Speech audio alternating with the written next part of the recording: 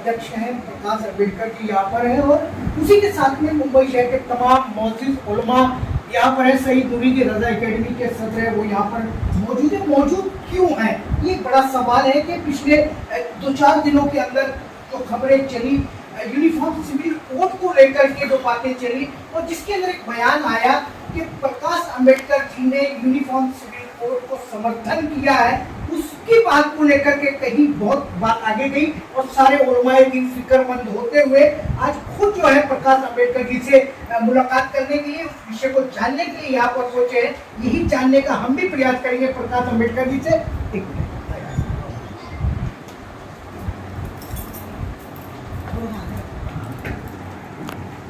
यहाँ आए प्रेम में ना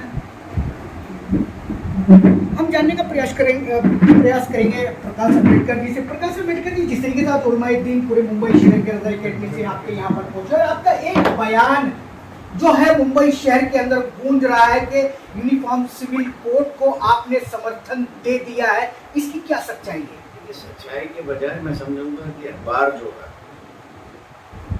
ये आप बिक चुके हैं। चाहे वो हिंदी अखबार हो, चाहे वो मराठी अखबार हो, चाहे वो अंग्रेजी अखबार हो, या चाहे वो उर्दू अखबार, ये पूरे के पूरे बिक चुके हैं। विज्ञापन के नाम से ये बिक चुके हैं। ये बात सही है कि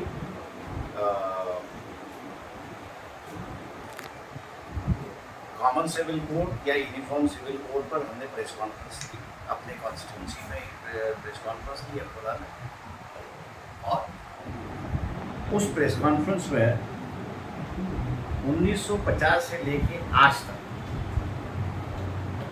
कॉमन सिविल कोड का जो सबसे बड़ा अहम मसला है,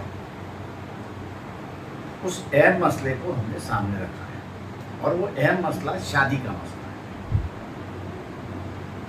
हिंदू समाज में 2 तरीके की शादी होती है। ब्राह्मण और क्षत्रिय जो है वो सप्तपदी और होम हवन से उनकी शादी, लेकिन जो वैश्य है, शूद्र है, अतिशूद्र है, आदिवासी है, उनकी शादी जो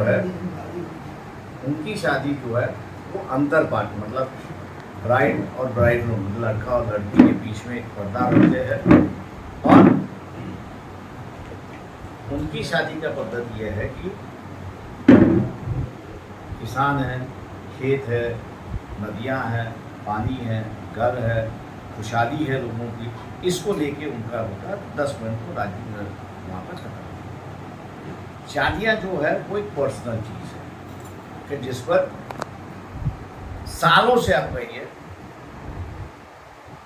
कि अपनी अपनी पद्धत जो है, अपनी अपना तरीका जो है वो अमल करते आ जाए, और उसको वो एक निजी मामला वहाँ पर।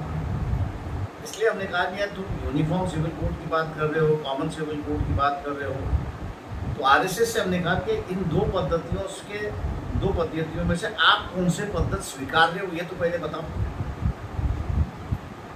दूसरा जो है कि आपका यूनिफॉर्म सिविल कोड का ड्राफ्ट कहाँ है? जो सपोर्ट कर रहा है वो हवा में ड्राफ्ट वो सपोर्ट कर रहा है, ड्राफ्ट भी नहीं है। और ये जो पेचीदा मसला है 1950 से लेके, उस पर आज तक जो आरएसएस ने कोई पैरवी नहीं की, कोई समझौता नहीं लिया है। लेकिन लोकसभा का चुनाव जैसे आता है वैसे ये कॉमन सिविल कोड या यूनिफॉर्म सिविल कोड की बात रहती है। मुसलमानों के लिए ये एक भावुक मामला ऐसा मैं मानता हूँ, और ये भावुक मामला होने की वजह से आरएसएस को ये पता है कि हम इन चीज़ों का बात न करें। आप यूनिफॉर्म सिविल कोड की बात करते हो तो आप एक भगवान की बात करते हो। इस्लाम में उसका हल है, सिखों में उसका हल है, जैनों में उसका हल है, क्रिश्चियनिटी में उसका हल है, बुद्धिस्ट है उनमें हल है। लेकिन हिंदू समाज के अंदर एक भगवान, अनेक भगवान। तो हमने आरएसएस से पूछा कि ये अनेक भगवान में से आप किस भगवान को आप सामने ले आएंगे? ये जब तक आप डिसाइड नहीं करते तब तक आपका कॉमन सिविल कोड का ड्राफ्ट ही नहीं बनता है। मैं मुसलमानों से इतना ही कहूँगा, उनके लिए ये काफ़ी बड़ा सेंसिटिव इशू है। इस बात को मैं मानता हूँ, क्योंकि रिलीजन ही उनके धर्म ये उनके लिए अपनी सिक्योरिटी है, ऐसा मैं मानता हूँ। और इसलिए उसमें अगर कहीं बदलाव हुआ तो उनसे रिएक्ट। आरएसएस को मेरे ख्याल से मुसलमानों की रिएक्शन ही चाहिए और कुछ नहीं चाहिए, क्योंकि मुसलमानों की रिएक्शन जब निकलती है तो उनको हिंदुओं में जाके एक ही करना होता है, बगरे आपण नुसतं बोललो काय करायला लागेल, मतलब अपन ने सिर्फ बात छेड़ दी और मुसलमानों की तरफ से हंगामा शुरुआत हुआ। अब ये हंगामा को कंट्रोल करना नहीं करना है, तो आप लोगों को इकट्ठा ना होगा, हमारे पीछे रहना होगा। हम लोग ने जो हिंदू समाज के अंदर सेकुलरिज्म पनपना चाहिए और जो पनप रहा है उसको बरकरार रखना चाहिए। ये जो हम लोग के प्रयास होते हैं, ऐसे प्रयासों में पूरा पानी फिर जाता है। वो फिर हमको सुनाते, सर देखो कितना उछल रहा है, वो उसको काबू में रखना होगा, और काबू में रखना है तो अपने को सबको इकट्ठा आना होगा। पोलराइजेशन हो गया, इलेक्शन हो गया, वोट ले ले, बाद में ना यूसी कॉमन सिविल कोड की चर्चा होती है, ना जो है यूनिफॉर्म सिविल कोड की चर्चा होती है। वही चर्चा 4.5 साल के बाद निकलती है। तो ये यूनिफॉर्म सिविल कोड और कॉमन सिविल कोड जो है आरएसएस बीजेपी का सत्ता पे आने का एक मार्ग है, ऐसा मैं मानता हूँ। इसलिए जो बुनियादी बातें हम लोग ने रखी है उसको इस कॉन्फ्रेंस के माध्यम से आरएसएस ना जवाब दे पा रही है। और हर आदमी अब पूछ रहा है भैया तुम यूनिफॉर्म सिविल कोड ले आ रहे हो, तो ये सवाल को जवाब देना होगा, वो दे नहीं पा रहे। इसलिए मैं समझता हूँ कि अब कॉमन सिविल कोड जो है चर्चा में नहीं आएगा। जैसे औरंगजेब के माध्यम से दंगा फसाद हो रहा था, उसको हम लोग ने दबा दिया। उसी तरह वंचित बहुजन आघाड़ी के बयान के बाद यूसीसी की चर्चा जो है ना प्राइम मिनिस्टर करेगा ना और कोई करेगा, क्योंकि अगर वो करता है तो उनको उसका जवाब देना होगा और उनके पास वो कोई जवाब नहीं है। प्रकाश अम्बेडकर जी, आपने औरंगजेब की बात की, औरंगजेब के मजार पर आपने गए, मत्था टेका, फूल चढ़ाए। लोगों का ये कहना है, विपक्षियों का कहना है कि प्रकाश अम्बेडकर जी किसी ना किसी तरह से मेन स्ट्रीम मीडिया में बने रहना चाहते हैं, वो इसीलिए ऐसे जानबूझ के फंडे करते हैं। सवाल ऐसा है, मैं डॉक्टर बाबा साहब अम्बेडकर का बोल रहा हूँ और कोई नहीं आया। यहाँ का जो शोधकास्ट है 15-20 तक का, वो हमेशा मेरे साथ है।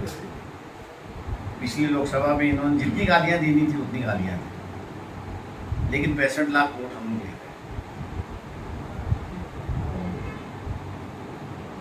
अब मैं इनसे कहता हूँ,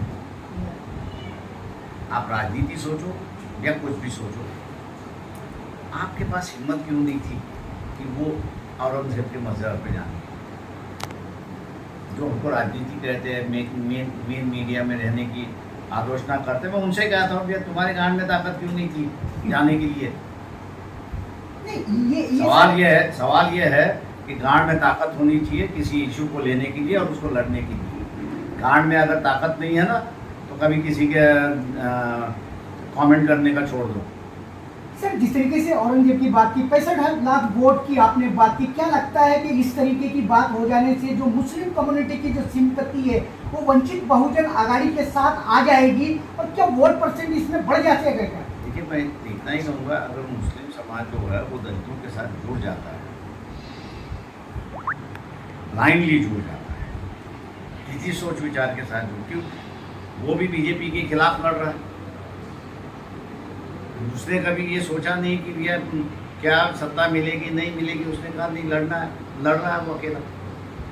अगर मुसलमान उसके साथ में जुड़ जाता है तो मैं समझता हूँ कि यहाँ की नई सेक्युलर राजनीति शुरुआत है। लेकिन मुस्लिम समाज जो है, दुर्भाग्य कहूँगा कि कांग्रेस के साथ में जुड़ा हुआ है। और ये ख्याल उसके दिमाग से जब तक बाहर नहीं निकलता है तब तक यहाँ सेक्युलर राजनीति पनप नहीं सकती, क्योंकि मुसलमानों की वजह से कम्युनिस्ट था, मुसलमान की वजह से ही उत्पन्न था, मुसलमान ने उसको साथ दिया। लेकिन जिस दिन उसने साथ छोड़ दिया कम्युनिस्ट का, समाजवादी थे, अभी के समाजवादी नहीं कह रहा हूँ, लेकिन एसएसपी बीएसपी जो पार्टियाँ थी वो मुसलमानों की अहमियत करती थी और मुसलमान भी उसके साथ में खुल के था। लेकिन जिस दिन यहाँ मुसलमानों के दिमाग में यह आया कि जीतने वाले के साथ में रहो, उस दिन से मुसलमानों का मित्रता जो थी या जो मित्र करने वाले थे वो धीरे धीरे खत्म हो गए और आज मुसलमान के पास कोई मित्र नहीं है, वो उसके बगल में कोई खड़ा नहीं हो रहा है। हमारे जैसे एक दो जो है जिनको लगता है कि इंसानियत पनपनी चाहिए यहाँ पर, वो ही यहाँ पर भूमिका लेते हैं। लेकिन मुसलमान कभी ये सोचता नहीं है कि भैया इनको जो है हम लोग ने जिंदा रखना चाहिए। कम्युनिस्ट